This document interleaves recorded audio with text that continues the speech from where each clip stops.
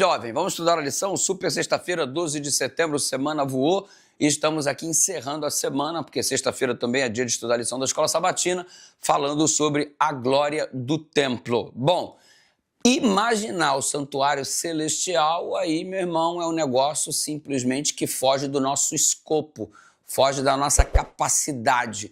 Imagina anjos, serafins e querubins, imagina lá o trono de Deus e os santos e o coro de anjos celestiais. Mano, simplesmente assim, sem condições de descrever. Falta-nos palavra, vocabulário humano para descrever tamanha glória.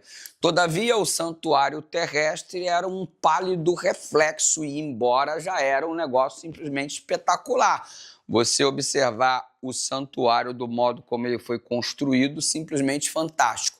No Templo de Salomão, quando foi inaugurado, a glória de Deus apareceu, toda aquela teofania, aquele negócio extraordinário, Deus fez aparecer um pouco da sua glória, e Ageu disse que a glória do segundo templo seria maior do que a do primeiro. Então você imagina agora um novo templo construído em Jerusalém, muito tempo depois, e aquela coisa toda, e aí dizendo eles assim, o segundo templo, a glória é maior. Só que não teve aquela teofania, não teve todo aquele negócio. E por que a glória do segundo templo seria maior do que a do primeiro?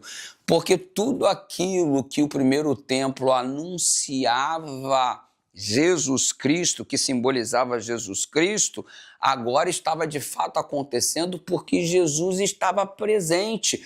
Por que a glória do segundo templo era maior? Porque o primeiro era apenas o anúncio, o segundo era a concretização, o primeiro era a expectativa, o segundo era o cumprimento da expectativa, era o antítipo e o títipo. Você tinha em Cristo o cumprimento de todas as coisas, o tipo e o antítipo. Você percebe tudo isso? E esta é a razão pela qual o segundo templo é maior do que o primeiro, porque no segundo templo nós temos a presença do Cordeiro de Deus que tira o pecado do mundo, do qual nós não éramos dignos nem sequer de desatar as sandálias dos pés. E você percebe que é o Emmanuel, o Deus conosco, que se fez carne e habitou entre nós.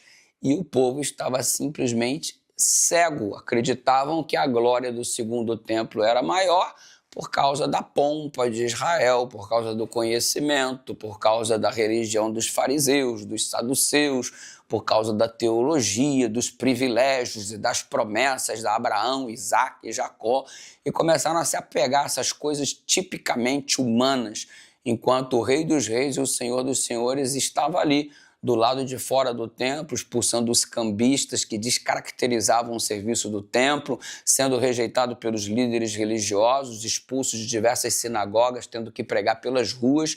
Então você observa que Jesus veio para aqueles que eram seus e os seus não o receberam. A glória do templo não estava na construção ou na suntuosidade do mesmo. A glória do templo residia na presença do Senhor Jesus. E de igual forma hoje, a glória dos nossos templos não reside nas cadeiras confortáveis que temos, nos sons de altas qualidades, nas nossas telas de LED super definidas, nas nossas excelentes equipes e bandas de louvores, os nossos pregadores de talento e qualidade.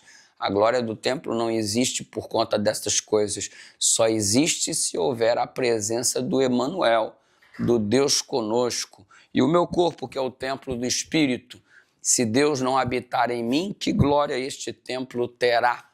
Que glória, minha beleza, meu isso. Se Deus não habita em mim, que adianta teus olhos verdes, teus olhos azuis, teu corpo musculoso, marombado?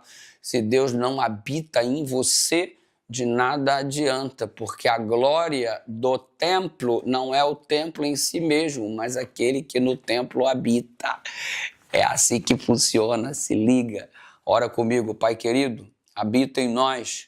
Por favor, tenha de misericórdia, agrega-nos o verdadeiro valor que só existe mediante tua presença em nome de Jesus.